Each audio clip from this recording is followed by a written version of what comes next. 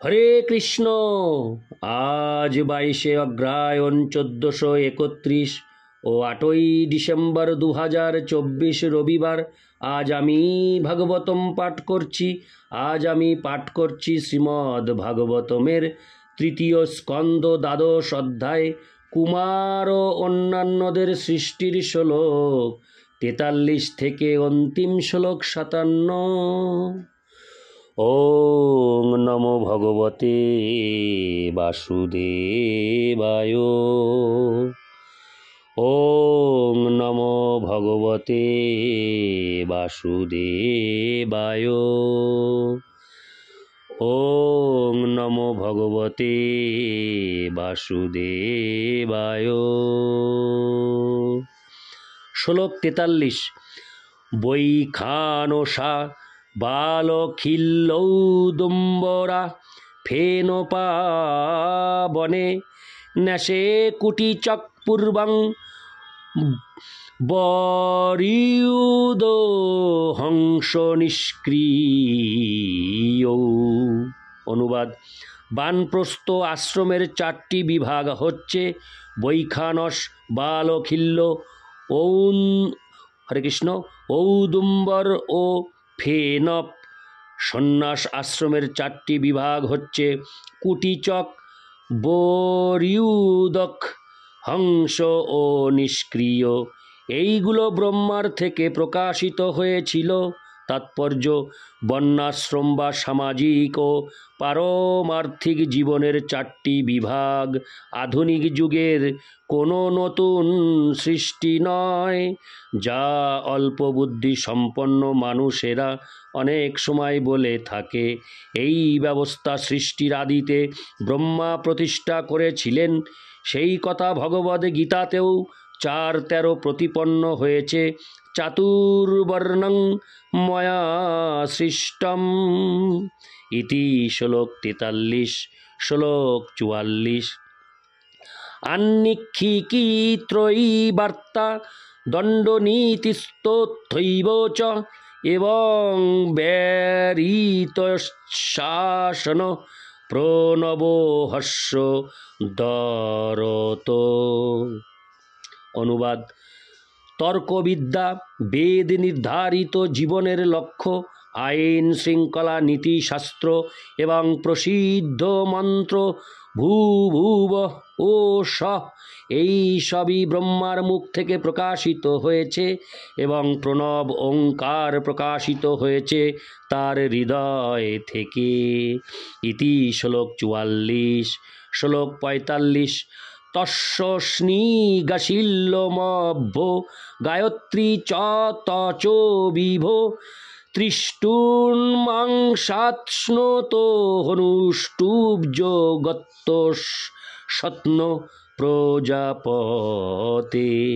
অনুবাদ: তারপর সর্বশক্তিমান প্রজাপতির দেহের লোম থেকে উষ্ণিক হরে কৃষ্ণ, উষ্ণিক নামক বৈদিক ছন্দ তক, হরে কৃষ্ণ, ছন্দ ত্বক থেকে প্রধান বৈদিক মন্ত্র গায়ত্রী, মাংস থেকে ত্রিষ্টুপ, স্নায়ু থেকে অনুষ্টুপ এবং অস্থি থেকে জগতী ছন্দ উৎপন্ন হয়েছে।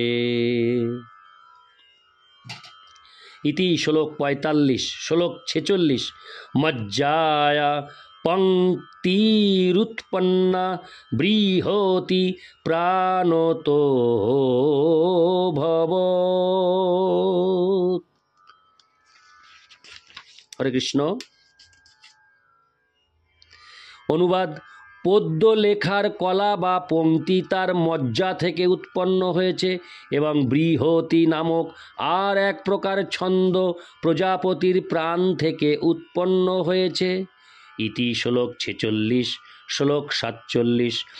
স্পর্শস্তোৎসাবজ্জীব সরোদেহ উদারিত উষ্মানমিন্দ্রিয়ান্নাহুরন্তস্থা বলমাত্তন সরাসপ্ত বিহারেণ ভবন্তি স্ম প্রজাপতে। অনুবাদ ব্রহ্মার আত্মা থেকে স্পর্শবর্ণ, দেহ থেকে স্বরবর্ণ, ইন্দ্রিয় থেকে উষ্মবর্ণ, বল থেকে অন্তস্থ বর্ণ এবং তার হৃদয় এবং হরে কৃষ্ণ এবং তার ইন্দ্রিয়ের কার্যকলাপ থেকে সঙ্গীতের 7টি স্বর উদ্ভূত হয়েছে। তাৎপর্য: সংস্কৃতে 13টি স্বরবর্ণ ও 35টি ব্যঞ্জনবর্ণ রয়েছে। স্বরবর্ণগুলি হচ্ছে অ, আ, রস্বই দীর্ঘই, রস্যৌ দীর্ঘ, রি, রি, লি, এ, ঐ, ও, ঔ এবং ব্যঞ্জন বর্ণগুলি হচ্ছে ক, খ, গ, ঘ ইত্যাদি। ব্যঞ্জন বর্ণের মধ্যে প্রথম 25টিকে বলা হয় স্পর্শবর্ণ।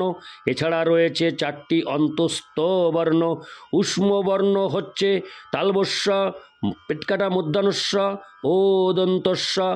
সঙ্গীতের স্বর হচ্ছে সা, রে, গা, মা, পা, ধা ও নি। এই সমস্ত শব্দ তরঙ্গকে মূলত শব্দ ব্রহ্ম বা চিন্ময় শব্দ বলা হয়। তাই বলা হয় যে শব্দ ব্রহ্মের অবতার রূপে ব্রহ্মার সৃষ্টি মহাকল্পে হয়েছিল। বেদ হচ্ছে চিন্ময় শব্দ এবং তাই বৈদিক সাহিত্যের কোনো রকম জড়জাগতিক বিশ্লেষণের আবশ্যকতা নেই। বেদের উচ্চারণ করতে হবে যথাযথভাবে, যদিও তা আমাদের পরিচিত জড় অক্ষরের মাধ্যমে সাংকেতিকভাবে প্রকাশিত হয়েছে। চরমে জড় বলে কিছু নেই, কেননা সব কিছুরই উৎস হচ্ছে চিৎ জগৎ। তাই প্রকৃতপক্ষে জড় জগৎকে সঠিক অর্থেই মায়িক বলা হয়। যারা আত্মতত্ত্ববেত্তা তাদের কাছে সব কিছুই চিন্ময়। ইতি শ্লোক 47। শ্লোক 48। শব্দ ব্রহ্মাত্মনস্তস্য বক্তাব্যক্তাত্মন পরো ব্রহ্মাবভাতি বিততো নানাশক্তুপবৃংহিত। অনুবাদ: শব্দ ব্রহ্মের উৎসরূপে ব্রহ্মা পরমেশ্বর ভগবানের ব্যক্তিগত প্রতিনিধি এবং তাই তিনি অব্যক্ত ও হরে কৃষ্ণ এবং তাই তিনি ব্যক্ত ও অব্যক্ত ধারণার অতীত। ব্রহ্মা হচ্ছেন পরম তত্ত্বের পূর্ণ প্রকাশ এবং তিনি বিবিধ শক্তি সমন্বিত। তাৎপর্য: এই ব্রহ্মাণ্ডে ব্রহ্মার পদ হচ্ছে সর্বোচ্চ দায়িত্বপূর্ণ পদ এবং ব্রহ্মাণ্ডের সবচাইতে যোগ্য ব্যক্তিকে এই পদ দেওয়া হয়। কখনো কখনো সেই পদের উপযুক্ত ব্যক্তির অভাব হলে ভগবান নিজে ব্রহ্মার পদ গ্রহণ করেন। জড় জগতে ব্রহ্মা ভগবানের পূর্ণ প্রতিনিধিত্ব করেন এবং চিন্ময় শব্দ প্রণব তার থেকে প্রকাশিত হয়। তাই তিনি বিবিধ শক্তি সমন্বিত এবং ইন্দ্র, চন্দ্র, বরুণ আদি দেবতারা তার থেকে প্রকাশিত হন। যদিও তিনি তার নিজের কন্যাকে উপভোগ করার প্রবণতা প্রদর্শন করেছিলেন, তবুও তার দিব্য মাহাত্ম্য হ্রাস পায়নি। ব্রহ্মা কর্তৃক এই প্রকার প্রবৃত্তি প্রদর্শনের একটি উদ্দেশ্য ছিল এবং সেই জন্য তাকে একজন সাধারণ জীব বলে মনে করে নিন্দা করা উচিত নয়। ইতি শ্লোক 48। শ্লোক 49। ততো পরামুপাদায় সসর্গায় মনোদধে।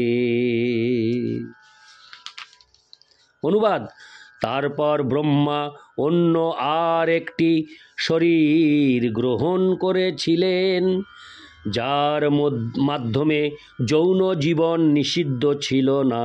এইভাবে তিনি সৃষ্টি কার্যে মনোনিবেশ করেছিলেন। তাৎপর্য: ব্রহ্মার পূর্ব শরীর ছিল দিব্য এবং যৌন জীবনের প্রতি তার আসক্তি নিষিদ্ধ ছিল। তাই তাকে যৌন জীবনের সঙ্গে সম্পর্কিত হওয়ার জন্য আর একটি শরীর গ্রহণ করতে হয়েছিল। এইভাবে তিনি সৃষ্টিকার্যে প্রবৃত্ত হয়েছিলেন। পূর্বে বর্ণনা করা হয়েছে যে তার পূর্বের শরীরটি কুজ্ঝটিকায় পরিণত হয়েছিল। ইতি শ্লোক 49।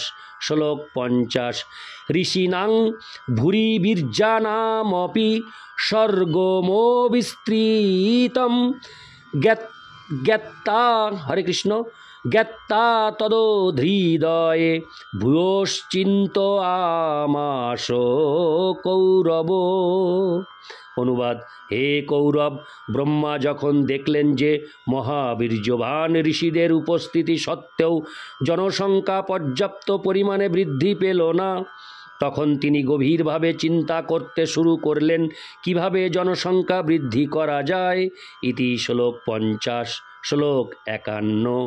অহো অদ্ভুত মেতন্নে ব্যাপৃতস্যাপি নিত্যদা ন হেধন্তে প্রজানুনং দৈবমত্র বিঘাতকম।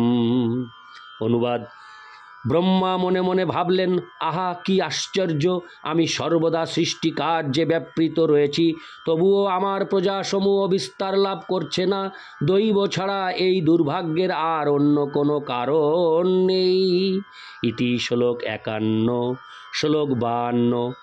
এবং যুক্ত কৃতস্তস্য দৈবঞ্চাবেক্ষ তস্তদা, হরে কৃষ্ণ, আমি শ্লোকটি আবার প্রথম থেকে পাঠ করছি।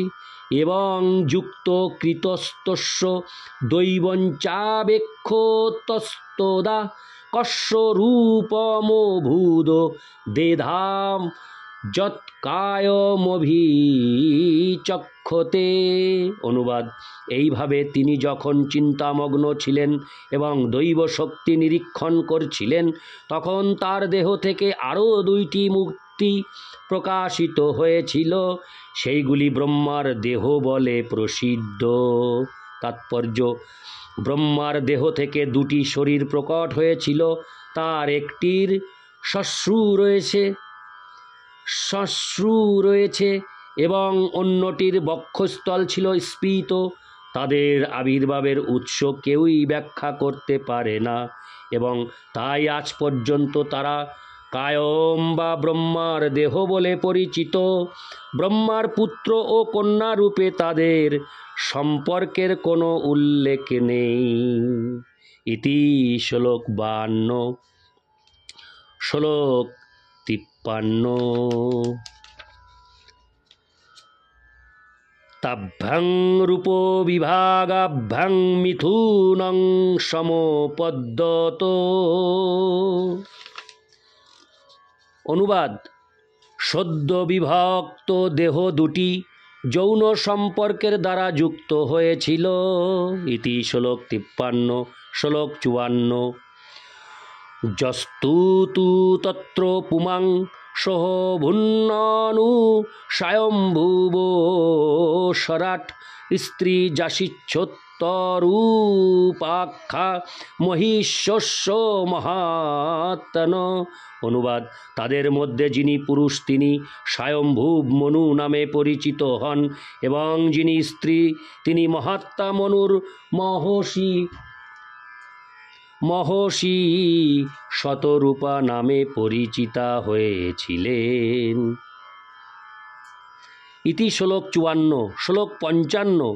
তদা মিথুন ধর্মেণ প্রজা হেম, হরে কৃষ্ণ, হে ধাম ভূবিরে। অনুবাদ: সেই সময় থেকে মৈথুন ধর্মের দ্বারা প্রজাসমূহ ধীরে ধীরে বৃদ্ধি পেতে লাগল। ইতি শ্লোক 55। শ্লোক 56। স চাপি শতরূপায়াং পঞ্চাপত্তান্ন জীজনত প্রিয়ব্রতোত্তানোপাদৌ তিস্র কন্যাস্য ভারত আকুতির্দেবহূতিশ্চ প্রসূতিরিতি সত্তম। অনুবাদ: হে ভারত, যথাসময়ে তিনি অর্থাৎ মনু শতরূপা থেকে 5টি সন্তান প্রাপ্ত হয়েছিলেন। হরে কৃষ্ণ, 2 পুত্র প্রিয়ব্রত ও উত্থানপাদ এবং 3টি কন্যা আকুতি, দেবহূতি ও প্রসূতি। ইতি শ্লোক 56। শ্লোক 57। আকুতিং রুচয়ে প্রাদাৎকর্দমায়তু মধ্যমম দক্ষায়াদাত প্রসূতিং চ যত আপুরীতং জগৎ। অনুবাদ: পিতা মনু তার প্রথম কন্যা আকুতিকে রুচি নামক ঋষিকে দান করেন। মধ্যমা কন্যা দেবহূতিকে কর্দম নামক ঋষিকে দান করেন এবং কনিষ্ঠা কন্যা প্রসূতিকে দক্ষের নিকট দান করেন। তাদের থেকে সমগ্র জগৎ জনসংখ্যায় পূর্ণ হয়েছে। তাৎপর্য: বিশ্বের প্রজা সৃষ্টির ইতিহাস এখানে দেওয়া হয়েছে। ব্রহ্মা হচ্ছেন এই ব্রহ্মাণ্ডের আদিজীব, যার থেকে স্বয়ম্ভুব মনু ও তার স্ত্রী শতরূপার উৎপত্তি হয়। মনু থেকে 2 পুত্র ও 3 কন্যার জন্ম হয় এবং তাদের থেকে হরে কৃষ্ণ এবং তাদের থেকে বিভিন্ন লোকে আজ পর্যন্ত জনসংখ্যা প্রাদুর্ভূত হচ্ছে। তাই ব্রহ্মা হচ্ছেন সকলের পিতামহ এবং পরমেশ্বর ভগবান ব্রহ্মার পিতা হওয়ার ফলে সমস্ত জীবের প্রপিতামহ নামে পরিচিত।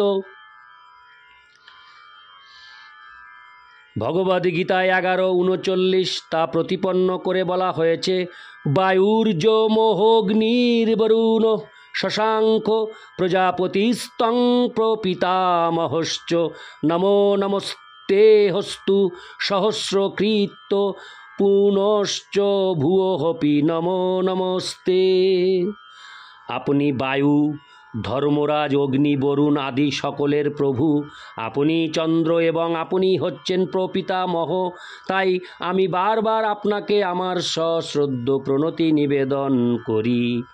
ইতি শ্রীমদ্ভাগবতের 3য় স্কন্দের কুমার ও অন্যান্যদের সৃষ্টি নামক 12 অধ্যায়ের ভক্তি বেদান্ত সমাপ্ত। এই শ্লোক 57 সংখ্যার মাধ্যমেই সমাপ্ত হল 3য় স্কন্দের 12 অধ্যায় ভাগবতমের। ওং নমো ভগবতে বাসুদেবায়। ওং নমো ভগবতে বাসুদেবায়। ওং নমো ভগবতে বাসুদেবায়। হরে কৃষ্ণ।